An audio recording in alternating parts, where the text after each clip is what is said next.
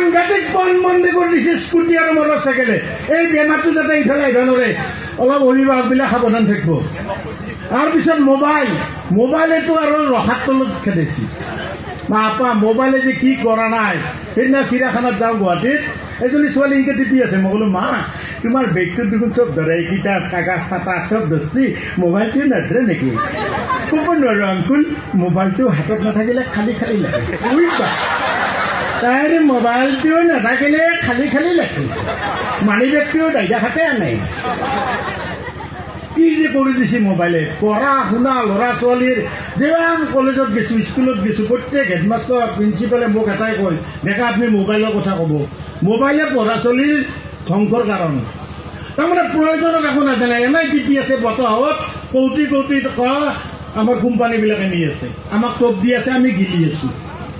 Mobile ভাল, এখন দাও বিৰাট ভাল, তাৰ বাঁহ বেগ চব ধুনীয়া কৰিব পাৰি, আৰু সেইখন দাও দি গল কাটিবও পাৰি। আমি গল কাটাত ব্যৱহাৰ কৰি আছো মোবাইলটো। এইটো মই অভিভাৱকবিলাকক কৈছো অলপ সাৱধান। কালি মই একজন মানে মামীহঁতৰ ঘৰত গৈছো, আপিটো ৰাতি কি গৈছে মৰিৰ তলত কিবা বক বকে আছে। মই শনি জ্বৰ হৈছে নেকি মানুহ নহয়, ক'বা নোৱাৰো, তাইতো কিবা মানে ৰাতি 10টাৰ পিছত তাতে আকলাকে যায় পতাই শনি জ্বৰ হয়। আমাৰ দিনত মোবাইল নাই, আমি যেতিয়া কলেজত পঢ়ো মোবাইল নাই। 75, 76 আমি তেতিয়া কলেজত। মই মোৰ ঘৰৰ অৱস্থা বেয়া কাৰণে মই দিছপুৰত যাওঁ, মন্ত্ৰীত থাকে। মন্ত্ৰী মোৰ পৃথিৱী, সেইটো পৃথিৱীহে মন্ত্ৰী বোলে নাম আছে। আৰু তেওঁৰ ছোৱালীটো মোক এই বিটিনীয়া বিস্কুটেদি চাহ দে। মই ক'লো মন্ত্ৰীটো চাকৰি নাতে এক নিবা পাৰিলি, এই ঠাণ্ডা পাৰিলি কিছু নিবা পাৰা যায়। মন্ত্ৰী ৰাতি 15 দিন পিছত চিঠি লেখে। এতিয়া আমাৰ দিনত চিঠি পুৰণা মানুহখিনি মনত পৰিব। মৰমৰ জিতু দা, মৰম ল'বা। মই কি ভাবো জানা, তোমাক মোৰ মনত কেবিনেট মন্ত্ৰীৰ দৰে ভাল লাগে, পিডব্লিউৰ দৰে উভয় নদী মূল পাত্ৰ। চাবা কিন্তু মই বেলেগৰ লগত জোটবন্ধী কৰিম, তুমি বিৰোধীৰ আসনত থাকিব লাগিব, সীমিত বাজেটেৰে। কি তোমাৰ মৌ দিছপুৰৰ পৰা গণেশগুৰিত আহোঁ, গণেশগুৰি হোটেলত ভাত খাওঁ। হোটেলৰ মালিকৰ আপিটো মোক চাই, বোলো এটো পইচা নেথাকে হয় নেকি? তাৰমানে কলেজৰ যিটো ধুনীয়া আপোনালোকে এতিয়া মোক নাপায়। এতিয়া মোৰ 62 বছৰ, মই ৰিটায়াৰ্ড হ'ল 5 বছৰ হ'ল, এতিয়া ক'ত পাব? বিৰাট ধুনীয়া আছিলো কলেজত, লাইন মিঠাৰা।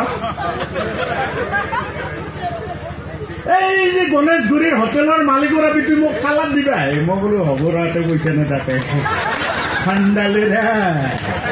হোটেলৰ মালিকৰ আপিটো চিঠি লেখে কেনেকে জানা, তোমাৰ মনটো যেন পৰঠাৰ দৰে বহল হওক, জিলাপিৰ দৰে তোমাৰ অকোৱা পকোৱা হিন্দুৰীয়া ৰাস্তা হওক, তুমি চিংৰাটোৰ দৰে গৈ লৈ থাকা।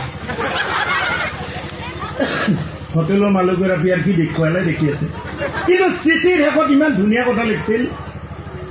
চিঠিৰ শেষত লিখিছিল 31, 32, 33 এই মোৰ চিঠি লেখা প্ৰথম প্ৰেক্টিচ। চেণ্ডেল কিনিবা বাটা, গাড়ী কিনিবা টাটা, জীৱনত ভাল পাবা এটা।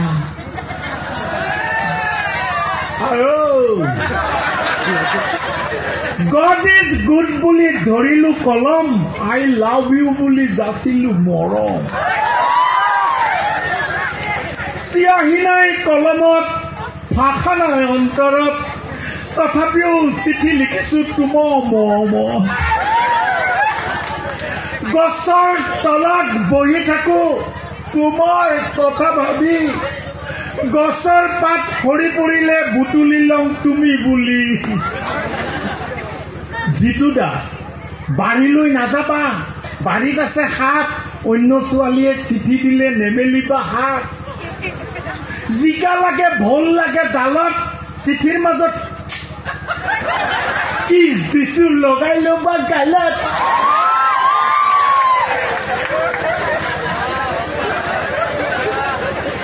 ফুলান গামোচাত নামাৰিবা পিন, দুখীয়াৰ ছোৱালী বুলি নকৰিবা ক্ষীণ। ইটিৰ পিছত দিলো কমা, ভুল হলে কৰিবা ক্ষমা।